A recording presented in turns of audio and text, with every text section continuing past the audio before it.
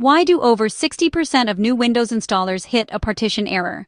It's way more common than you think. Let's fix it together, step by step. First, a quick heads up. This process wipes your drive. Make sure you've backed up anything important. Now, let's get started.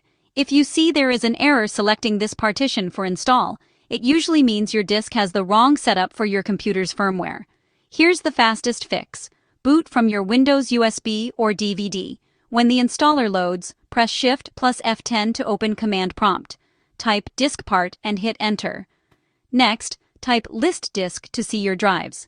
Choose the one you want, like select disk 0. Now, type clean. This erases everything. For modern PCs, type convert GPT. For older ones, use convert MBR. Exit and restart the install.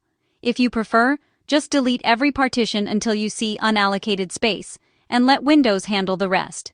Easy, right? Subscribe for more quick PC tips.